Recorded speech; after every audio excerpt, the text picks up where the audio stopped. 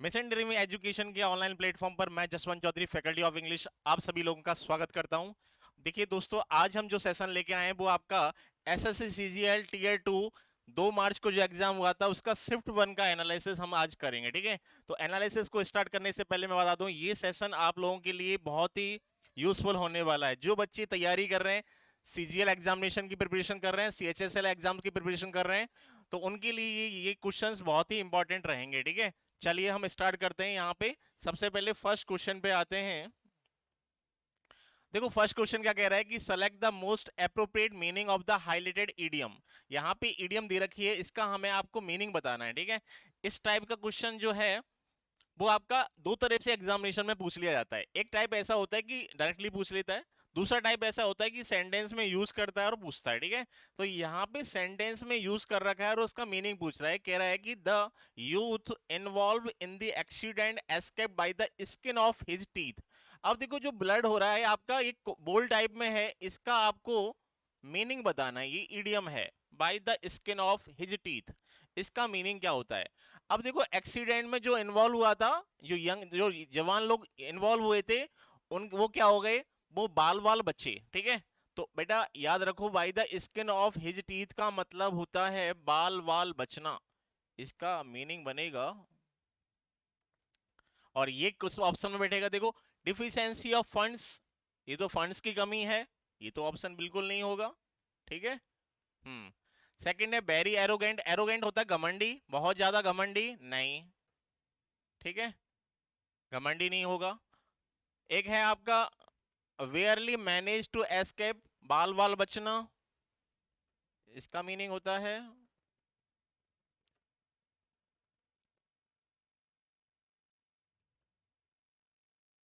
ठीक है, और एक होता है ऑलवेज टेकिंग कैलकुलेटेड डिसीजंस, हमेशा कैलकुलेटेड डिसीजंस लेना। तो मैंने आपको बताया इसका जो आंसर बनेगा वो बनेगा आपका बी।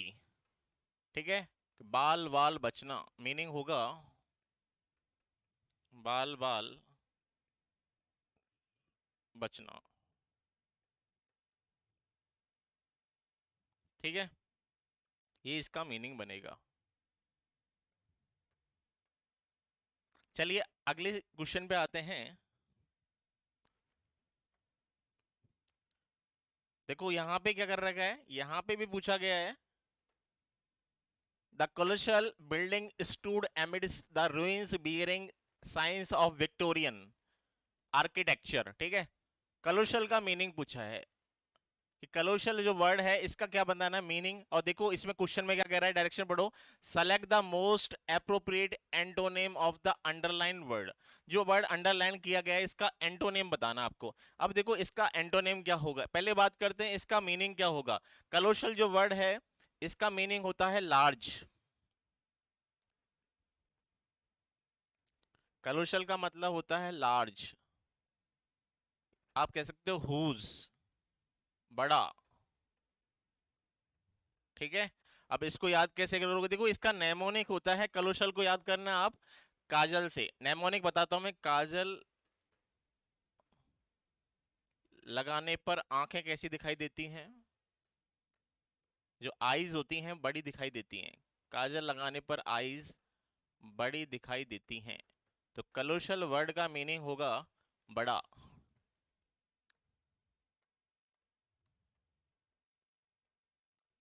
ठीक है, तो इसका मीनिंग होता है बड़ा।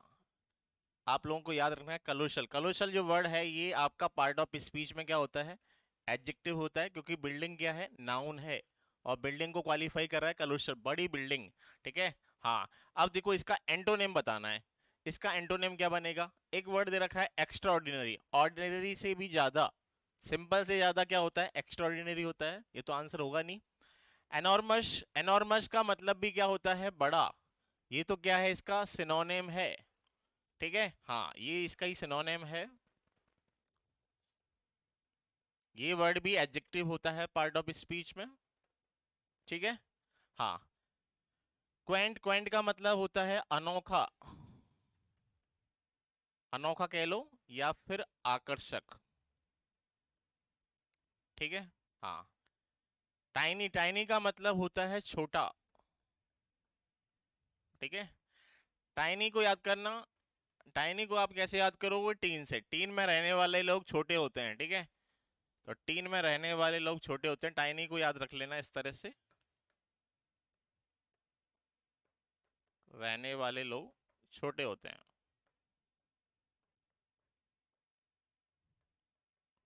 ये इसका नेमोनिक, नेमोनिक का मतलब होता है कि लिंकिंग वर्ड है ना, लिंक करने वाले जो वर्ड्स होते हैं वो आपके नेमोनिक होते हैं, ठीक है? तो नेमोनिक याद रखो, नेमोनिक को हिंदी में कहते हैं अंग्रेजी का देसी जुगाड़, ठीक है? हाँ।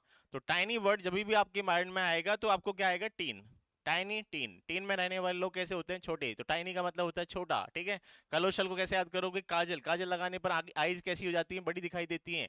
तो कलोशल जब भी आपके माइंड में आएगा तो काजल आएगा, ठीक? काजल लगाने पर आंखें बड़ी दिखाई देती हैं। और एक्स्ट्राऑर्डिनरी होता है साधारण से ज्यादा, है ना? असाधारण।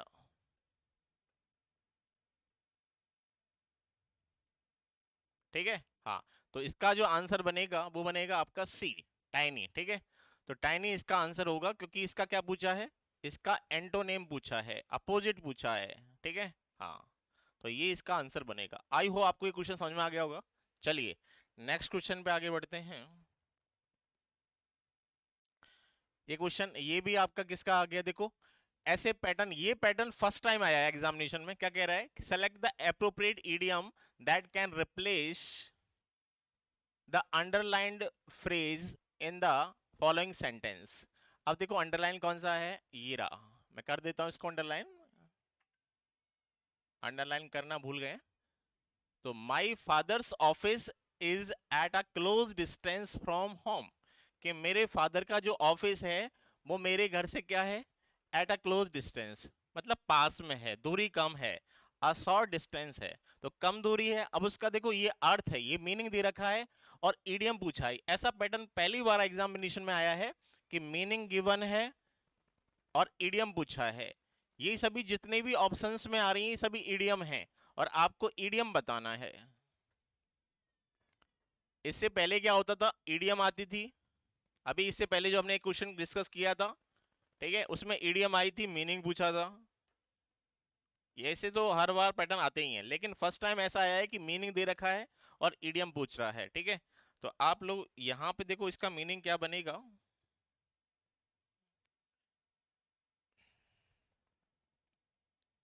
तो एट अ क्लोज डिस्टेंस। अब इसका क्या ईडियम है? तो इसका जो ईडियम बनेगा वो होता है आपका एट अ स्टोन्स थ्रो। क्या होता है बोलो? At a stone's throw. और एट अ स्टोन्स थ्रो का मतलब होता है वेरी नियर। तो याद रखना है, एक ईडियम होती है एट अ स्टोन्स थ्रो और इसका मतलब होता है वेरी नियर। वेरी नियर कह लो या अ शॉर्ट डिस्टेंस,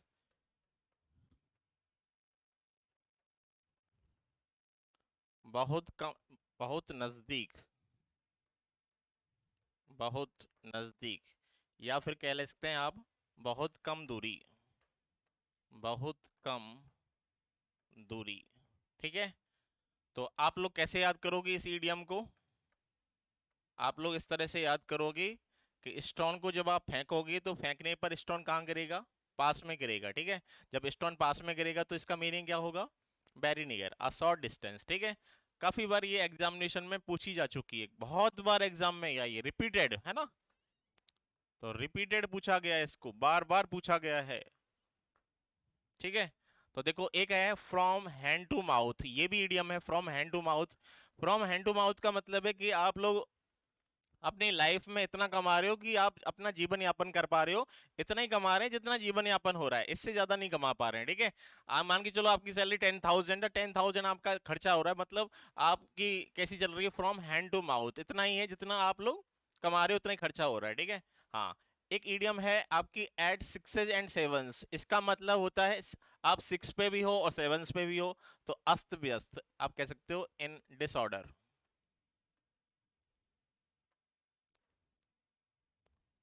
हिंदी में कह देते हैं अस्त व्यस्त। ये भी काफी बार एग्जाम में आई हुई है, ठीक है? हाँ। तो इसका एट अ स्टोन्स थ्रो, ये इसका क्या बनेगा? आंसर बनेगा, ठीक है। हाँ, ये दे रखा है a part and parcel. A part and parcel का मतलब होता है necessary part, basic and necessary part, उससे हम कहते हैं पार्ट एंड पार्सल, ठीक है। तो यहाँ पे देखो कि मेरा जो ऑफिस है वो होम से क्या है, पास में है। पास में है तो क्या है, एट अ स्टोन्स थ्रो, तो आंसर बनेगा एट अ स्टोन्स थ्रो, ठीक है। चलिए नेक्स्ट क्वेश्चन पे आते हैं। देखो ये क्वेश्चन किसका आया हुआ है, स्पॉटिंग एरर का, ठीक है। एरर डिडक्शन का क्वेश्चन है ये, और ये बताना है आपको किस पार्ट में एरर है। एक सेंटेंस का 4 पार्ट में किया गया है और आपको बताना है किस पार्ट में एरर है, ठीक है। चलिए देखो यहाँ पे नो एरर का ऑप्शन नहीं आया है, ठीक है। हाँ, कहने का मतलब इसमें एरर कंफर्म होगी, ठीक है। नो एरर का ऑप्शन ही नहीं है तो एरर कंफर्म होगी, ठीक है। चलिए देखते हैं। My father give up smoking when I was 12 years old. जब मैं कितने साल का था, जब मैं 12 साल का था तो मेरे फादर ने क्या कर दिया, स्मोकिंग को छोड़ दिया था, ठीक है। ये सेंटेंस का मीनिंग होना चाहिए था। तो देखो यहाँ पे बात कब की है, जब मैं कितने साल का था, 12 साल का था। तो एक फ्रेजल वर्ब होती है, फ्रेजल वर्ब से रिलेटेड क्वेश्चन है ये। एक फ्रेजल वर्ब होती है, और फ्रेजल वर्ब होती क्या है पहले समझो। फ्रेजल वर्ब होती है, वर्ब के साथ में प्रेपोजिशन को ऐड करेंगे तो बनेगी क्या, फ्रेजल वर्ब, ठीक है। हाँ, और फ्रेजल वर्ब होती गिव अप। गिव में क्या जुड़ गया, अप। गिव वर्ब है, वर्ब में अप प्रेपोजिशन ऐड हो गया, गिव अप। गिव अप का मतलब होता है छोड़ देना, ठीक है। Leave, forsake, desert, renounce, quit, ये सभी सिनोनिम हैं किसके, छोड़ देने के, गिव अप के। लीव माने छोड़ देना, forsake माने छोड़ देना, desert माने छोड़ देना, renounce, renounce आता है किसी पद या सिंहासन को छोड़ दिया, क्विट कर दिया, क्विट माने भी छोड़ देना। देखो डेजर्ट, डेजर्ट जब वर्ब होती है तो मीनिंग होता है छोड़ देना, और डेजर्ट जब नाउन होता है तो मीनिंग होता है रेगिस्तान, याद रखना। डेजर्ट जब नाउन बनता है तो मीनिंग आता है रेगिस्तान का, और डेजर्ट जब वर्ब बनती है तो मीनिंग आता है छोड़ देना, याद रखना है आप लोगों को, ठीक है। तो यहाँ पे कह रहा है कि मेरे फादर ने स्मोकिंग को छोड़ दिया, और जब स्मोकिंग छोड़ दी तो टेंस कौन सा बनेगा, पास्ट। देखो पास्ट टेंस बनेगा, और ये कौन सा बन रहा है, प्रेजेंट बन रहा है। तो यहाँ पे आंसर क्या होगा, ये चेंजेस करना पड़ेगा, गिव अप नहीं होगा। और गिव अप की सेकंड फॉर्म क्या होगी, फर्स्ट फॉर्म है, इसकी सेकंड फॉर्म यूज करनी पड़ेगी, गिव अप। गिव अप माने छोड़ दिया। तो देखो ये किस पार्ट में है, ये आपका बी पार्ट में है, तो यहाँ पे आंसर बनेगा B option, my father gave up smoking when I was 12 years old। अगर सेंटेंस पास्ट में है तो पास्ट में ही चलेगा, क्योंकि ये बात पास्ट की है। जब मैं 12 साल का था तब ये मेरे फादर ने स्मोकिंग को छोड़ दिया था, ठीक है। चलिए क्लियर हो गया होगा आपको। देखो ये क्वेश्चन आ गया आपका किसका, PQRS, ठीक है। PQRS का सेंटेंस रीअरेंजमेंट्स का, ठीक है। आपको बताना है यहाँ पे अरेंजमेंट्स, ठीक है, और अरेंजमेंट्स का सिक्वेंस बताना है। ये दे रखे हैं ऑप्शन, ठीक है, DBAC, CDAB, BDCA, ABCD, ठीक है। अब ये जो है सेंटेंस रीअरेंजमेंट्स है,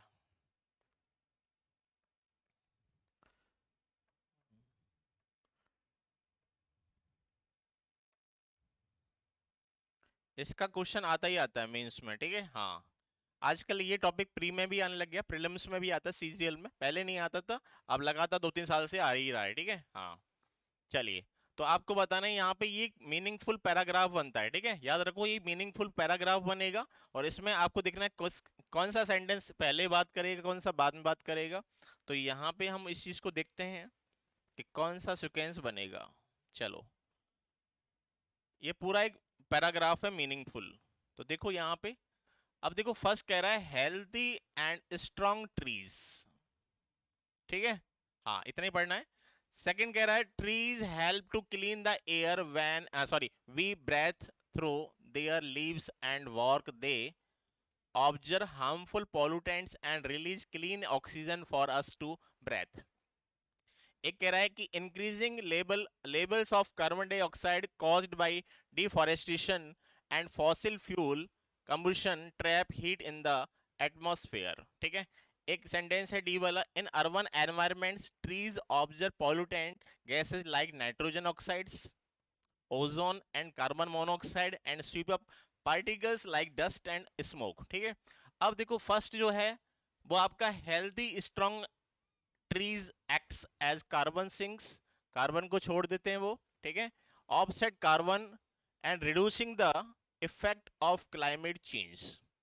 अब यहाँ पे देखना है किस वाले सेंटेंस में फर्स्ट में बात हो रही है। देखो यहाँ पे जो हेल्दी एंड स्ट्रॉन्ग ट्रीज की बात हो रही है, यहाँ पे ट्रीज की बात होती है। जो ट्रीज होते हैं वो हेल्प करते हैं एयर को साफ करने में जब हम सांस लेते हैं, ठीक है, और अपनी पत्तियों से छोड़ते हैं, एंड वर्क। तो यहाँ पे आप देखो कि एक जो सेंटेंस है बी बी वाला जो सेंटेंस है वो आपका फर्स्ट सेंटेंस को इंडिकेट कर रहा है। फर्स्ट सेंटेंस वो होता है जिसमें इंट्रोडक्शन होता है। ठीक है, तो इंट्रोडक्शन जो वाला पार्ट होता है वो फर्स्ट सेंटेंस होता है। तो यहाँ पे देखो इंट्रोडक्शन वाला पार्ट किसमें है, इंट्रोडक्शन वाला पार्ट आपका बी में है। ठीक है, बी कर रहा है। ये तो भैया उसके बाद में आएगा, ये तो डिपेंडेंट है, ये इंडिपेंडेंट है। डिपेंडेंट कभी फर्स्ट होता ही नहीं है। ठीक है, जब ये फर्स्ट होगा नहीं तो फर्स्ट क्या है, ट्रीज वाला। और देखो बी एक ही में है, बी वाला ऑप्शन है ना, बाकी में नहीं। ए वाला ये तो होगा ही नहीं, ऑप्शन हट गया, ऑप्शन हटाना है। और देखो increasing level of carbon dioxide gases, ये कह रहा है कि डिफॉरेस्टेशन तो बाद में होगा। ठीक है, हाँ ये तो बाद की बात है, तो सी पहले कभी होगा ही नहीं। ठीक है, डी भी नहीं होगा पहले, तो आंसर क्या बनेगा, बी डी सी ए। ठीक है, आप लोग चेक कर सकते हो इसको। ठीक है, हाँ तो ये पहले बी आएगा, बी वाला फर्स्ट सेंटेंस होगा, बी वाला फर्स्ट होगा। बी के बाद में क्या है, डी। बी के बाद में डी, कि अर्बन एनवायरनमेंट्स में क्या होता है, ट्रीज जो होते हैं, पेड़ जो होते हैं, वो पॉल्यूटेंट गैसेस को क्या करते हैं, ऑब्जर्व करते हैं। कौन कौन सी गैसेस को, नाइट्रोजन ऑक्साइड्स को, ओजोन को, कार्बन मोनोऑक्साइड को, और स्वीप अप कर देते हैं किसको, पार्टिकल्स को। कैसे, लाइक डस्ट और स्मॉग, इसको क्या कर देते हैं, स्वीप अप कर देते हैं। तो ये बात तो बाद में हुई है, पहले ट्रीज क्या करते हैं, ट्रीज के बारे में बताया, ट्रीज हेल्प करते हैं और हार्मफुल पॉल्यूटेंट्स को क्या करते हैं, ऑब्जर्व करते हैं, और क्लीन ऑक्सीजन का जो लेवल है उसको रिलीज करते हैं, वो बढ़ा देते हैं। ठीक है, तो यहाँ पे बीडी बन रहा है, एक पेयर बीडी बन रहा है। बीडी के बाद में क्या आएगा, बीडी के बाद में बी हो गया, ये फर्स्ट हो गया, ये सेकंड हो गया, ये सी, ये क्या हो गया आपका, थर्ड हो गया, और ये लास्ट वाला है। ठीक है, हाँ तो कंक्लूजन जो होता है वो लास्ट में आता है। ठीक है, हाँ तो बी डी सी ए, तो फर्स्ट सेकंड थर्ड फोर्थ इस तरह से बनेगा। ठीक है, तो आपको चेक करना है पहला, आपको पहला जो हमेशा देखो फर्स्ट वाले में हमेशा इंट्रोडक्शन आएगा, है ना, और एलिमिनेशन प्रोसेस लगाना सीखो। मैंने कहा यहाँ पे बी फर्स्ट में है, तो आप लोग याद रखो बी जब फर्स्ट में, बी लास्ट में होगा ही नहीं कभी, ये ऑप्शन हटा दिया हमने। ठीक है, तो ये थोड़ा सा प्रैक्टिस से आएगा, आप लोग बार बार पढ़ोगे, रीडिंग करोगे तो आपको डेफिनेटली आ जाएगा। ठीक है, रीडिंग करना बहुत जरूरी, डेली रीडिंग लगाओ और देखो क्या कौन सा पहले आएगा कौन सा बाद में आएगा। और ऑप्शन से उठाना सीखो, ऑप्शन से उठाओगे टाइम कम लगेगा, टाइमिंग का तो खेल है। ठीक है, कम टाइम में क्वेश्चन करने हैं हमें।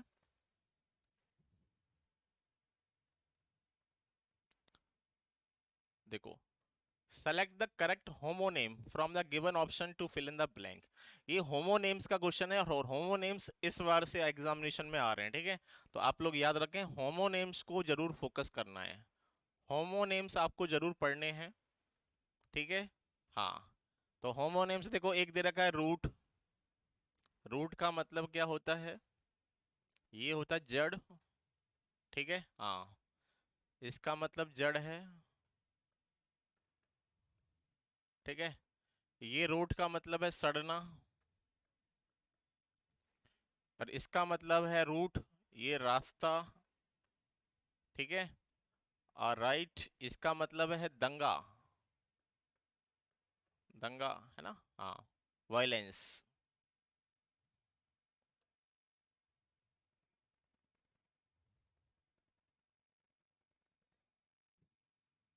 ये वायलेंस का सिनोनिम है। ठीक है, तो which dash does the minister take to reach the assembly. ठीक है, कि मिनिस्टर असेंबली पहुंचने के लिए कौन सा रूट लेता है, कौन सा रास्ता चूज करता है, ठीक है, कौन सा रास्ता लेता है, आप लोगों को बताना है। यहाँ पे मिनिस्टर असेंबली, असेंबली में पहुंचने के लिए कौन सा रास्ता लेता है, तो रास्ते की बात हो रही है, तो आंसर क्या बनेगा, सी। तो आपको यहाँ पे फिल करना है विच रूट, और विच के बाद में नाउन आएगा, नाउन है रूट, ये नाउन है, ठीक है। हाँ, चलिए नेक्स्ट क्वेश्चन पे आगे बढ़ते हैं। Select the incorrectly spelled word, ठीक है। हाँ, इनकरेक्ट का मिस स्पेल्ड का क्वेश्चन आ गया, ये भी भाई एग्जामिनेशन में आता है, ठीक है। एक क्वेश्चन प्रीलिम्स में पक्का है, ठीक है, मेंस में क्वेश्चंस बढ़ जाते हैं, प्री में एक क्वेश्चन पक्का आता ही आता है, ठीक है। हाँ, देखो इसमें बताना है किस वाले में इनकरेक्ट स्पेलिंग लिखी हुई है, ठीक है। चलो देखते हैं यहाँ पे, देखो ए जो ऑप्शन दे रखा है, इसका क्या मीनिंग होता है, डिसीडेंट, इसका मीनिंग होता है वंशज, जो पीढ़ी में होते हैं, ठीक है। हाँ, जनरेशन में जो होते हैं वंशज, उसे हम कहते हैं, ठीक है। और डिसीज्ड का मतलब होता है जिसकी हाल ही में मृत्यु हुई हो, जिसकी रिसेंटली मृत्यु हुई हो, ठीक है। डेसिमेट का मतलब होता है खत्म करना किसी को, ये वह होती है, ठीक है, ये आपका एडजेक्टिव का भी काम कर देता है ना, इसे आप मृतक भी कह देते हैं, ठीक है। हाँ, जब मृत्यु हो जाएगी तो मृतक हो जाएगा। खत्म करना, डेसिमेट, ये वर्ब होती है पार्ट ऑफ स्पीच में, खत्म करना किसी को, ठीक है। अब देखो इसकी भी स्पेलिंग करेक्ट है, इसकी भी करेक्ट है, इसकी भी करेक्ट है, लेकिन देखो ये जो है इसकी स्पेलिंग सही नहीं है, ठीक है। और इसकी स्पेलिंग होती क्या है, ये होती है D E C E D E N T, decedent, और ये स्पेलिंग होती है करेक्ट, ठीक है। तो यहाँ पे क्या आएगा, सी आएगा, ठीक है। हम्म, और इसका मतलब भी क्या होता है, मृतक। ये वर्ड किसका सिनोनिम है, डिसीज्ड का, ठीक है, इसका सिनोनिम है। चलिए नेक्स्ट क्वेश्चन पे आते हैं। दूसरा क्वेश्चन पूछा है, ये भी इनकरेक्ट इनकरेक्ट स्पेल्ड वर्ड का है, आपको बताना है identify the incorrectly spelled word in the given sentence. अब सेंटेंस में बताना है, ठीक है, सेंटेंस में आपको बताना है कौन सा वर्ड है जो इनकरेक्टली यूज हुआ है, ठीक है। One part of the philosophy, देखो फिलोसफी, फिलोसफी बिल्कुल सही लिखा हुआ है, फिलोसफी होता है आपका दर्शन शास्त्र, ठीक है, ये सही है। एक देखा थिंक, थिंक वर्ब होती है सोचना, ये भी सही है। अटेम्प्ट करना, अटेम्प्ट भी वर्ब होती है, है ना, किसी चीज को हम अटेम्प्ट कर रहे हैं। हाँ,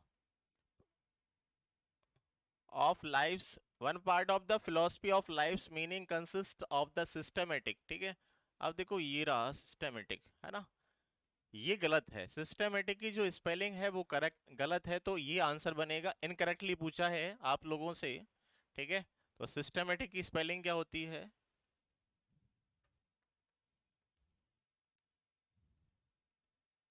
सॉरी, पहले सिस्टम लिखना है आपको, और सिस्टम में लगा दो भैया ATIC, सिस्टमेटिक, ठीक है। तो करेक्ट स्पेल्ड वर्ड ये होता है, करेक्टली स्पेल्ड वर्ड, ये करेक्ट है भैया। तो यहाँ पे देखो क्या मिस्टेक है, तो जो मिस्टेक है वो देखो, ये ए है, और यहाँ पे क्या आ रहा है, ई आ रहा है, तो ए को क्या करना है, ई को ए कर देना है, ठीक है। हाँ, तो ये आंसर बनेगा इसका, तो ये गलत था।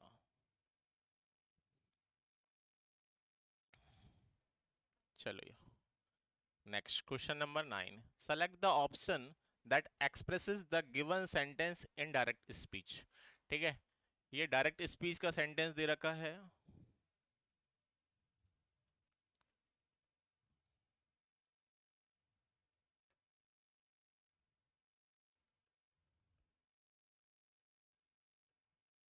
और आप लोगों से इनडायरेक्ट स्पीच पूछ रहा है, ठीक है। डायरेक्ट दे रखा है, इनडायरेक्ट पूछ रहा है, ठीक है।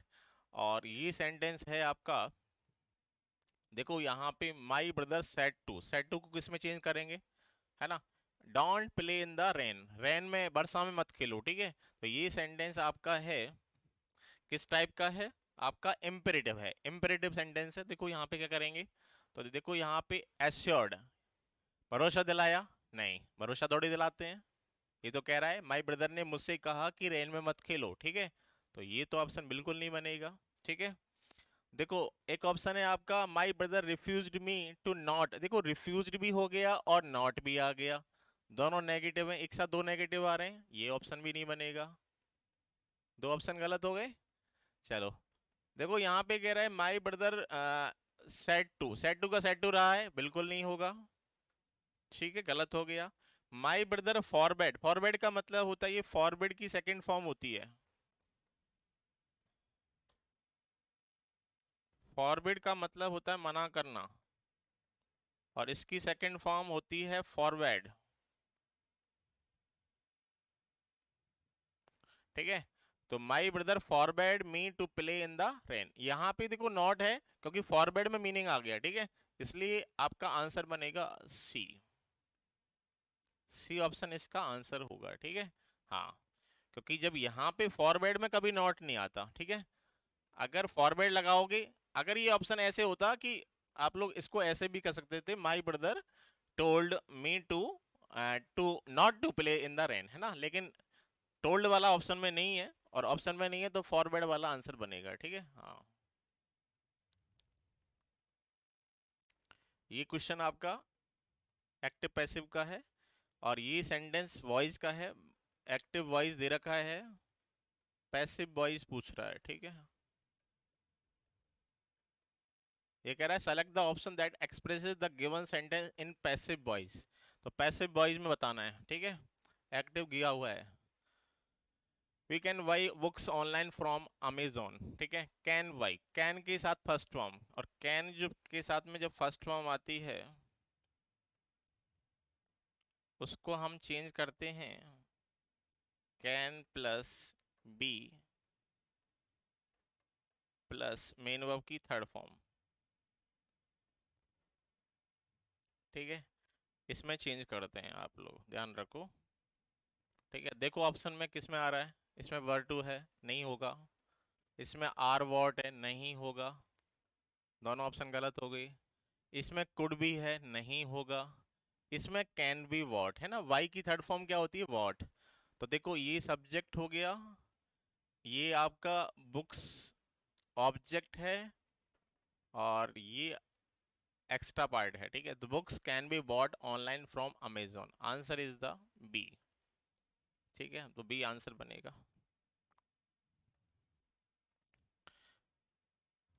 देखो फिर दोबारा से क्या आ गया आपका, पी क्यू आर एस आ गया, ठीक है। पी क्यू आर एस दे रखा है यहाँ पे, देखो आप लोग, ये पी क्यू आर एस दे रखा है, अब देखो ऑप्शन से उठाना है आपको, ठीक है।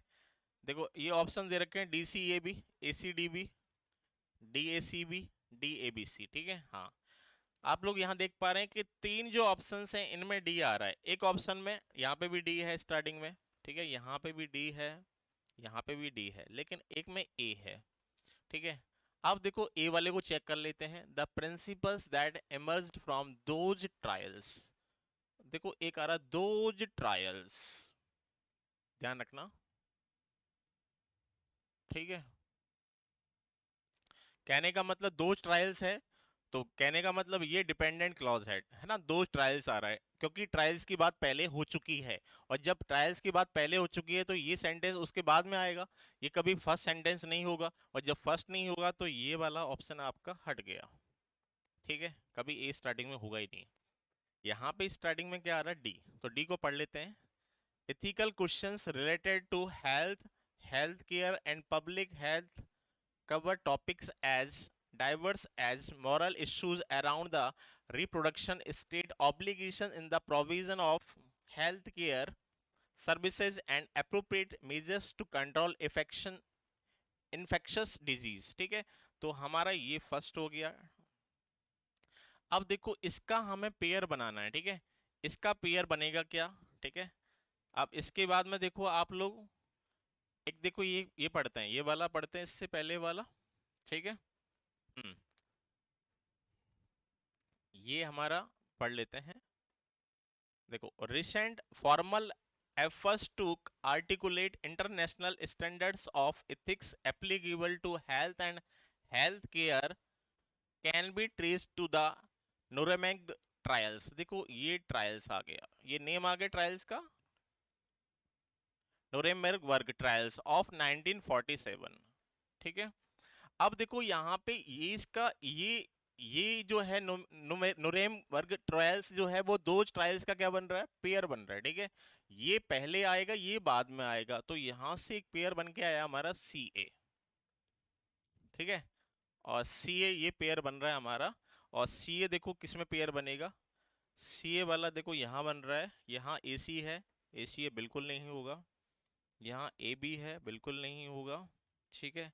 तो एक ही बन रहा है ना, सी ए पेयर, ये इसमें बन रहा है डी सी ए, और लास्ट में आ जाएगा हमारा बी, तो आंसर हो जाएगा आपका डी सी ए बी, ठीक है।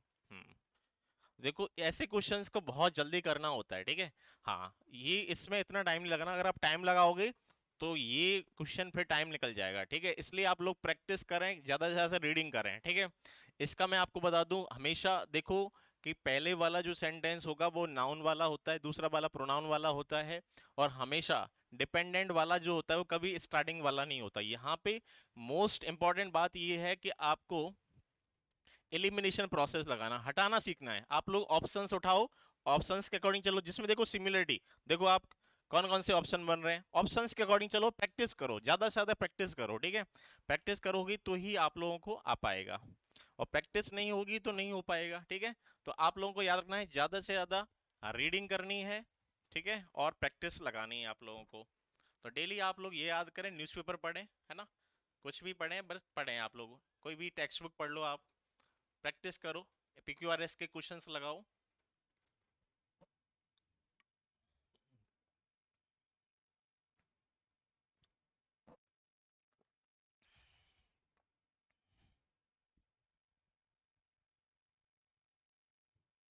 चलिए, तो याद रखो आप लोग, ज्यादा से ज्यादा आप लोगों को क्या करनी है, प्रैक्टिस करनी है क्वेश्चंस की, ये प्रैक्टिस से आएगा। और ये बहुत ही इंपॉर्टेंट होता है, क्योंकि दो तीन टॉपिक ऐसे हैं जो रीडिंग पर डिपेंड करते हैं। आप लोगों को समझ में आ रहा नहीं आ रहा है, रीडिंग जरूर करनी है आप लोगों को, ठीक है। पीक्यूआरएस ये जो टॉपिक है, एक आपका क्लोज टेस्ट और एक आपका रीडिंग कॉम्प्रिहेंशन, तीनों टॉपिक्स आपके प्रैक्टिस पे डिपेंड करते हैं, रीडिंग पे डिपेंड करते हैं। जो बच्चा रीडिंग करेगा उसका जल्दी होगा और आसानी से कर पाएगा, ठीक है। हाँ, चलिए नेक्स्ट, ये दे रखा है आपका, Shikha said the heavy rain this week has spoiled all my travel plans. Direct speech का दे रखा है और इनडायरेक्ट स्पीच पूछ रहा है आप लोगों से, ठीक है।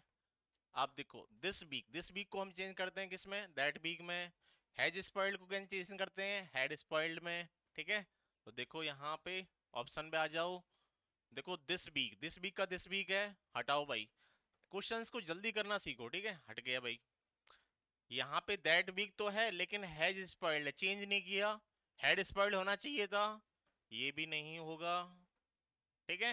हाँ, ये सैड है और यहाँ पे टोल्ड मी है, नहीं होगा, ये गलत हो गया। लास्ट वाला चेक कर लो, Sika said that the heavy rain this week का that week had spoiled all her travel plans. माई का क्या हो जाएगा, माई का आपका फर्स्ट पर्सन के अकॉर्डिंग हो जाएगा, सिखा के अकॉर्डिंग, और हर हो जाएगा, ठीक है। तो आंसर आपका डी। बेटा देखते ही लगा देना है, ठीक है, क्वेश्चंस को ज्यादा टाइम नहीं देना होता है। और ये कब आता है, जब प्रैक्टिस ज्यादा हो जाती है, तो आप लोगों को हटाना ना चाहिए, जल्दी से हटाओ, जल्दी से क्वेश्चन कर दो, ठीक है। 10 सेकंड में क्वेश्चन हो जाता है, ऐसे क्वेश्चन 10 सेकंड ले देंगे, 10 सेकंड या 5 सेकंड में क्वेश्चन हो जाएगा, ठीक है। हाँ, देखते ही क्वेश्चन करो। Raghav said to Meera are you upset with me, ये भी आपका डायरेक्ट, ये सॉरी, डायरेक्ट स्पीच दे रखा है, इनडायरेक्ट पूछा है, डायरेक्ट दे रखा है, इनडायरेक्ट पूछ रहा है। यहाँ पे क्वेश्चन दोनों तरह से आ जाते हैं एग्जामिनेशन में। डायरेक्ट, डायरेक्ट देगा, इनडायरेक्ट पूछ लेगा, इनडायरेक्ट देगा, डायरेक्ट पूछ लेगा। डायरेक्ट दे रखा है, आर यू अपसेट, ये किस में जाएगा? इस एम आर के साथ में जब एडजेक्टिव आता है वो जाता है वॉज वर्ब में, ठीक है, याद रखो।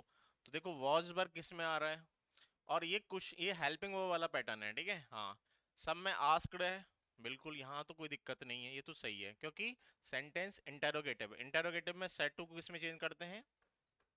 आस्क्ड में, ठीक है, ये तो सही है, ठीक है। चलिए आगे बढ़ते हैं। देखो यहाँ पे वाई आ गया, और वाई तो कुछ डब्ल्यू एच वर्ड्स में आता है, नहीं होगा, ठीक है। हाँ, if she was upset, if she was upset, if she was upset, तीनों में सेम है, चलो ठीक है। लेकिन मी का देखो क्या होता है, मी किसके अकॉर्डिंग चेंज होगा? मी तो चेंज होगा हमारा राघव के अकॉर्डिंग, ठीक है, सन अपॉन 1 2 3, फर्स्ट पर्सन सब्जेक्ट के अनुसार। और इसमें किस में होगा? आपका कौन सा आंसर बनेगा? हिम, हिम किस में है? लास्ट वाले में है। सी हट गया, फर्स्ट भी हट गया, answer is the D, D हो गया, ठीक है। तो क्वेश्चन को देखते ही कर दो भैया, 10 सेकंड लगानी, ज्यादा टाइम नहीं लगाना है आप लोगों को, ठीक है। चलो,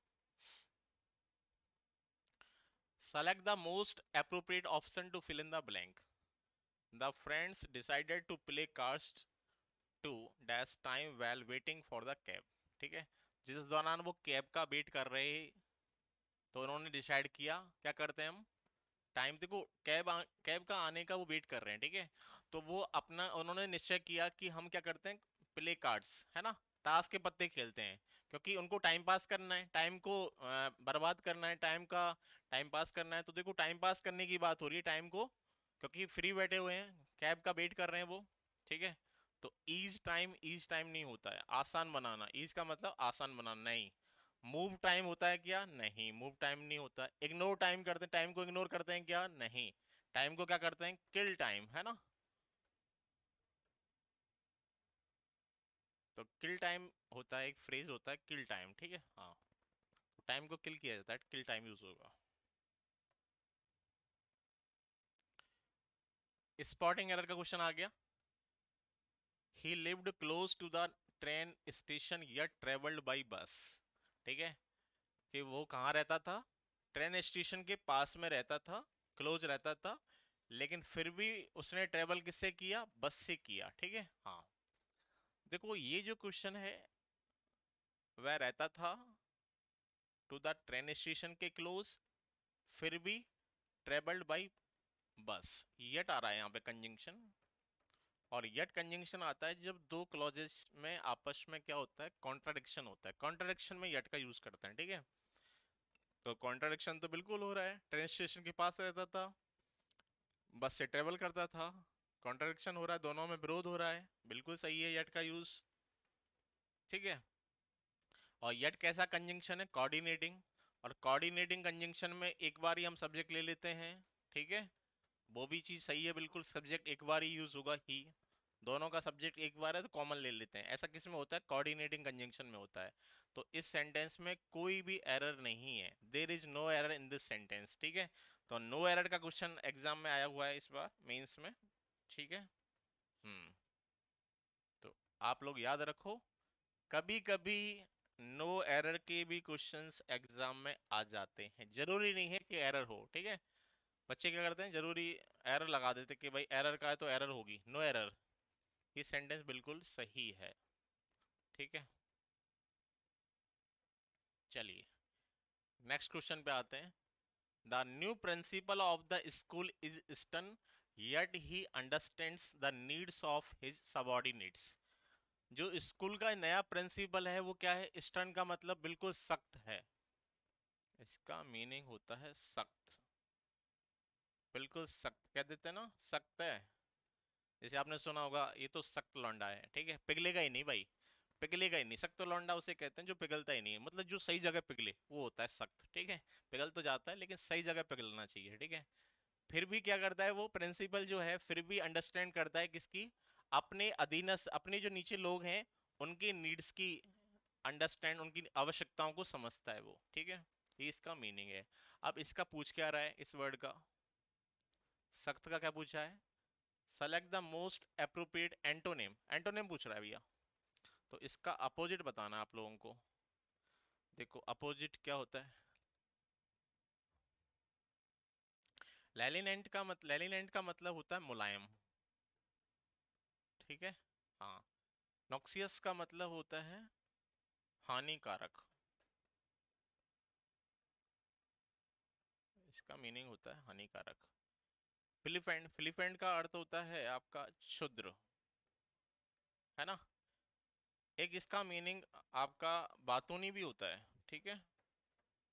बातूनी मतलब टॉक एक्टिव, ठीक है, टॉक एक्टिव भी होता है। इसका मीनिंग होता है उजाड़, ठीक है। तो देखो यहाँ पे आंसर क्या बनेगा, आंसर बनेगा भाई सख्त है तो मुलायम होगा, तो इसका पूछा है क्या, एंटोनेम, तो एंटोनेम बनेगा ये। चलिए नेक्स्ट क्वेश्चन पे आगे बढ़ते हैं। Vishal is going to read the story dash, ठीक है। विशाल स्टोरी को पढ़ने जा रहा है, ठीक है। Allowed, load, allow, allowed. Allow माने तो होता है परमिशन देना, है ना। अलाउ का मतलब होता है परमिट करना, ठीक है, परमिशन दे देना। ये इसकी सेकंड फॉर्म है, ठीक है। नहीं होगा भाई, परमिट कर रहे हैं क्या, नहीं। अलाउ कर रहे हैं क्या, नहीं। क्योंकि वो स्टोरी को जोर से पढ़ने जा रहा है, ठीक है। हाँ, तो जोर से पढ़ने की बात हो रही है यहाँ पे। लोड, लोड माने तो बाहर होता है, लोड नाउन होता है। लोड कहाँ दे रहे हैं यहाँ पे, लोड का तो मीनिंग ही नहीं बन रहा है। अलाउड का मतलब जोर से, है ना। तो आंसर क्या बनेगा, अलाउड। जोर से पढ़ने जा रहा है विशाल, है ना, स्टोरी को। स्टोरी कोई स्पेशल स्टोरी इसलिए दा का यूज हुआ है, वही वाली है, कौन सी वाली, उसी वाली स्टोरी को पढ़ने जा रहा है ये, ठीक है। चलिए देखो बेटा फिर आ गया PQRS, है ना। PQRS का बहुत इंपॉर्टेंस है एग्जामिनेशन में। देखो यहाँ पे ये भी एक, देखो याद रखो PQRS में, याद रखो हमेशा एक मीनिंगफुल पैराग्राफ बनता है, ठीक है। हाँ, many fitness trainers encourage their clients to include these foods in their diet to build muscle, ठीक है। तो मसल्स को बनाने के लिए वो अपनी जो बहुत सारे जो मैनी फिटनेस जो ट्रेनर्स होते हैं वो इनकरेज करते हैं अपने क्लाइंट्स को, ठीक है। उनको प्रोत्साहित करते हैं क्या करने के लिए, टू इंक्लूड अपने फूड्स में, क्या इंक्लूड करने के लिए, फूड्स की डाइट में क्या इंक्लूड करने के लिए, कि आप बहुत सारी चीज़ों को इंक्लूड करें, क्योंकि आपको क्या बनानी है, मसल बनानी है, ठीक है। Power foods can be included in your everyday diet in a variety of ways, ठीक है। पावर फूड्स को हम इंक्लूड कर सकते हैं हमारी डेली की डाइट में वैरायटी ऑफ वेज के लिए। The secret to getting the most out of the power foods is of course knowing how to cook them properly.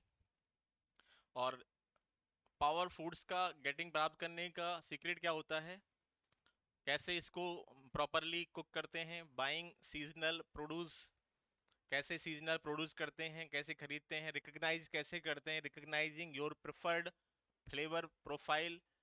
Power foods are high in nutrients, nutrients में कैसे high होते हैं ये, such as fibre, इनमें fibre होता है, potassium होता है एंड मिनरल्स होता है, ठीक है। न्यूट्रिएंट्स होता है आपका जो चीज़ बहुत ज़्यादा पौष्टिक है, पौष्टिक क्या क्या चीज़ है, पावर फूड्स। देखो यहाँ पे आप देखो सबसे पहले कौन सा सेंटेंस जिसमें आपका इंट्रोडक्शन हो रहा है, देखो ये तो बात, ये तो कंक्लूजन को बता रहा है, ठीक है। और ये तो कभी आपका कंक्लूजन है, कंक्लूजन तो कहाँ पे आता है, लास्ट में आता है, तो ये तो सेंटेंस लास्ट वाला है, ठीक है। हाँ, ये कभी फर्स्ट में होगा ही नहीं, ये लास्ट में होगा, ठीक है। जब सी वाला लास्ट में होगा, ये कितने सेंटेंस है, 1 2 3 4, चार सेंटेंस है, तो चार में ये सी तो लास्ट में होगा, ठीक है। और जब सी लास्ट में होगा तो सी किस में, लास्ट में। और देखो स्टार्टिंग में क्या है, सी लास्ट में दो में है, एक तो इसमें है एक इसमें है, इसमें डी है इसमें ए है, ये नहीं होंगे भैया, दो हट गए ऑप्शन हमारे सामने से। ठीक है, हाँ। चलिए यहाँ पे देखते हैं। और देखो स्टार्टिंग में आप देखो, एक में ए दे रखा है स्टार्टिंग में, यहाँ डी दे रखा है, यहाँ बी दे रखा है डी। दो में डी है, तो दो में डी है तो डी के होने के चांसेस ज्यादा हैं। ठीक है, डी वाले को चेक कर लो। Power foods are high. Power foods ये हमारा पहला सेंटेंस बिल्कुल सही है, ये फर्स्ट है। और ये किस में बैठ रहा है, ये इसमें बैठ रहा है डी, तो डी फर्स्ट है।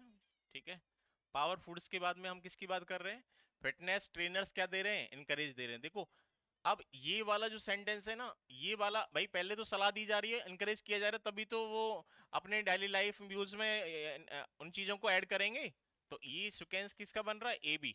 ए बी पेयर बन रहा है और ए बी पेयर बन रहा है, तो डी ए बी सी बन गया।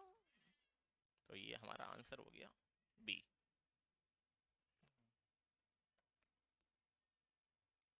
ठीक है, replace the underline word with its synonym to make the sentence more meaningful. आपको इसका सिनोनिम बताना है, ठीक है, जो वर्ड अंडरलाइन है ना। हाँ, narcotic drug addiction is in the vogue these days as it is the most popular form of substance abuse। देखो नार्कोटिक जो ड्रग होती है उसका जो एडिक्शन है ना, इन दोनों क्या है, बहुत ज्यादा फैशन में है। बहुत ज्यादा लोग क्या कर रहे हैं आजकल, ड्रग्स ले रहे हैं। ड्रग्स लेना एक क्या समझ रहे हैं, वो अपना फैशन समझ रहे हैं। ठीक है, पैसन, उनका पैसन बन गया, फैशन है आजकल। ठीक है, हाँ, ड्रग्स लेना पैसन, फैशन बन गया है उनका, क्योंकि ये बहुत ज्यादा क्या हो गया, पॉपुलर फॉर्म हो गया सब्सटेंस एब्यूज के लिए। ठीक है, हाँ, कुरुति ये बहुत ज्यादा पॉपुलर फॉर्म बन चुका है ये। तो इसका सिनोनिम पूछा है। ऑब्सक्योरिटी का मतलब तो क्या होता है बेटा,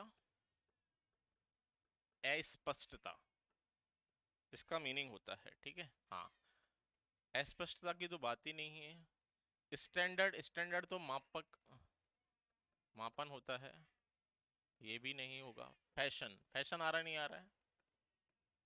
डिमांड, डिमांड तो आप जानते ही हो, डिमांड नहीं बनेगा। तो इसका सिनोनिम क्या है, फैशन आजकल। और इसके बोक को हम हिंदी में कहते हैं प्रचलन। आजकल ये प्रचलन हो गया भाई, है ना। हाँ, चलिए। Edward second is tragic then some other place by the dramatist, है ना। अब ये आपका सेंटेंस इंप्रूवमेंट का क्वेश्चन है। ठीक है, हाँ, और अंडरलाइन हो रखा है ट्रेजिक देन। और देखो देन आ रहा है कंपैरेटिव डिग्री, कंपैरेटिव डिग्री आती है, तो कंपैरेटिव डिग्री में क्या आता है, मोर आता है और लेस आता है। ठीक है, हाँ, तो चलिए। तो ये कह रहा है कि एडवर्ड सेकंड जो है वो बहुत ज्यादा ट्रेजिक है। ट्रेजिक कम है या ज्यादा है वो देखना है। अदर प्लेस से जो ड्रामेटिस्ट के जो प्ले हैं उनसे कम है या ज्यादा, वो देखते हैं, क्योंकि देन आ रहा कंपैरेटिव डिग्री, और कंपैरेटिव डिग्री है तो यहाँ पे इंप्रूवमेंट होगा। ठीक है, एज लीस्ट ये तो सुपरलेटिव होती है। इंप्रूवमेंट की तो नीड है, तो नो इंप्रूवमेंट तो होगा ही नहीं। मोस्ट ट्रेजिक होता नहीं कंपैरेटिव में, कंपैरेटिव में क्या आता है, लेस ट्रेजिक। ठीक है, तो लेस यूज किस में होता है, कंपैरेटिव डिग्री में होता है।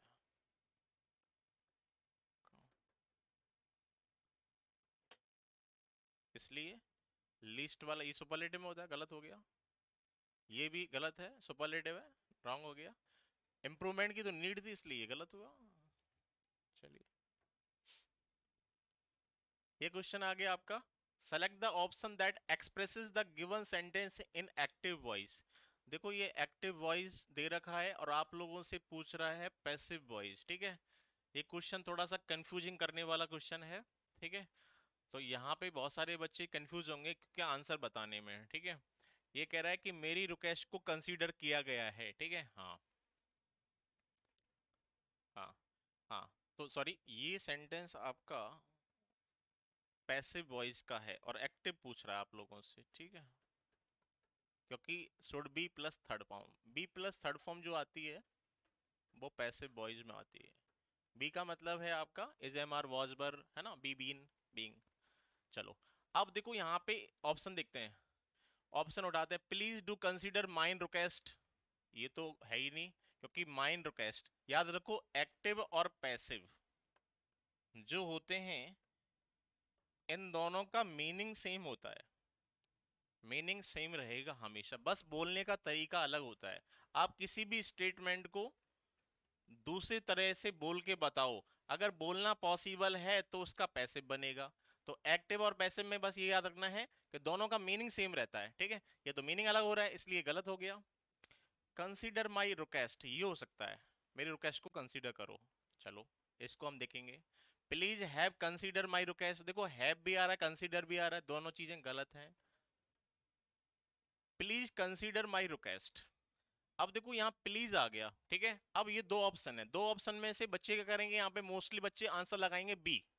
लेकिन ये जो है ना, ये हमारा क्या है, थोड़ा सा क्या दे रहा है, वो रिक्वेस्ट कर रहा है कि मेरी जो रिक्वेस्ट है उसे कंसीडर कीजिए प्लीज। तो प्लीज कंसीडर कीजिए। तो यहाँ देखो इस वाले ऑप्शन से ये वाला जो ऑप्शन है वो ज्यादा बेटर है, ठीक है।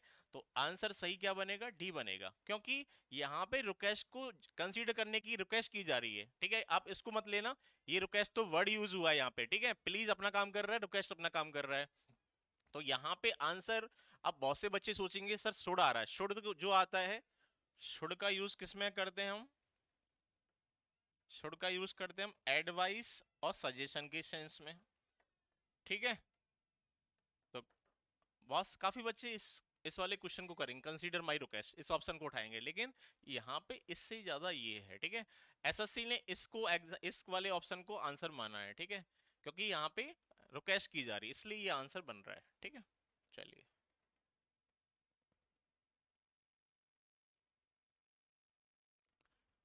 Select the most appropriate option to fill in the blanks. अब देखो फिल इन द ब्लैंक्स का क्वेश्चन आ गया। A good leader should be ready, एक अच्छे लीडर को रेडी रहना चाहिए। क्रिटिसिज्म को, अब क्रिटिसिज्म होती है आलोचना, अब आलोचना को क्या करेंगे, अच्छा लीडर वही होता है जो आलोचना को क्या करता है, फेस करता है, ठीक है। मीट क्रिटिसिज्म होता है क्या, नहीं। आलोचना से मिलता है क्या, नहीं। फेस क्रिटिसिज्म होता है। कैरी करता है क्या उसे, नहीं कैरी नहीं करता। सेटल करता है क्या, नहीं। बिल्कुल आसान सवाल है। तो फेस क्रिटिसिज्म, तो आलोचना को वो फेस करता है, ठीक है, हाँ। इसलिए आंसर बनेगा सी।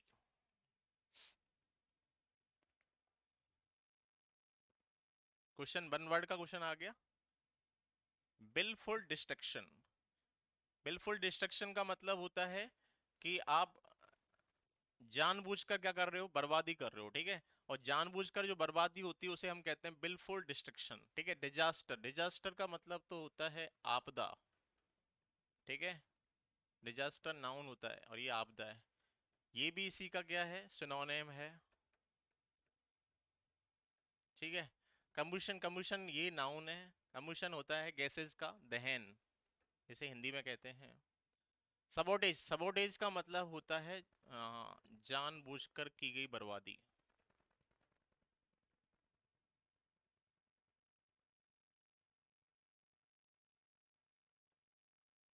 तो इसका आंसर बनेगा आपका डी, ठीक है। तो बिलफुल डिस्ट्रक्शन, डिस्ट्रक्शन आपका नेगेटिव है।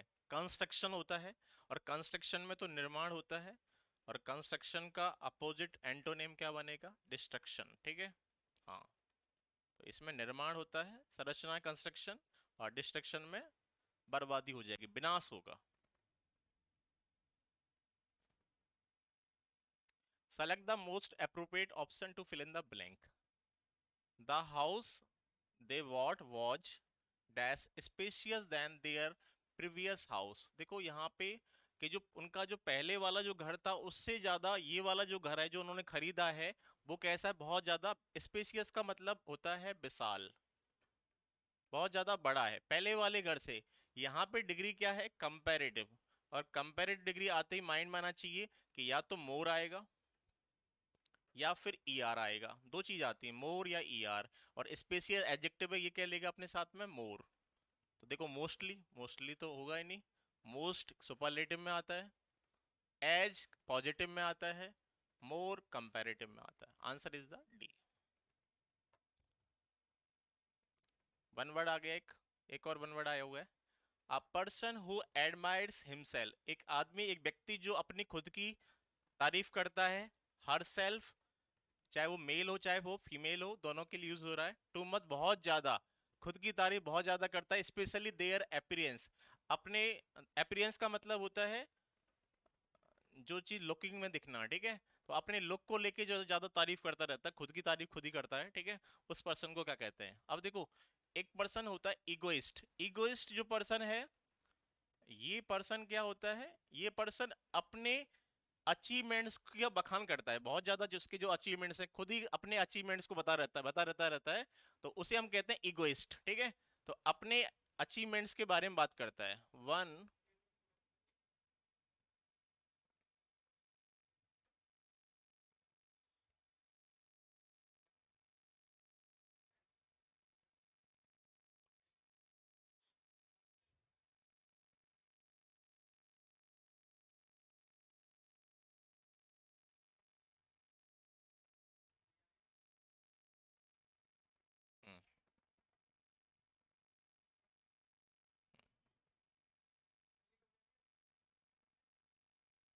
ऐसे लग रहा है।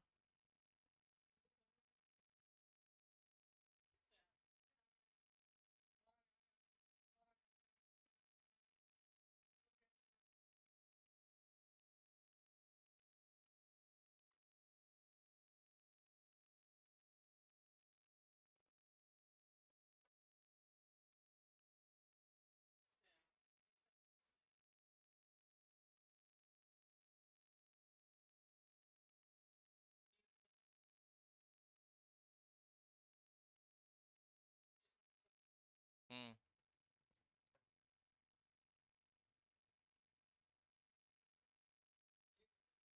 हम्म। हाँ, शायद।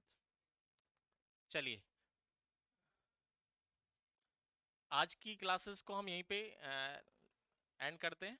ये सेशन आप लोगों को आई थिंक पसंद आया होगा, ठीक है। सेशन को शेयर करें, अगर फर्स्ट टाइम विजिट कर रहे हैं लाइक करें, सब्सक्राइब करना ना भूलें। Okay, thank you. जय हिंद, जय भारत।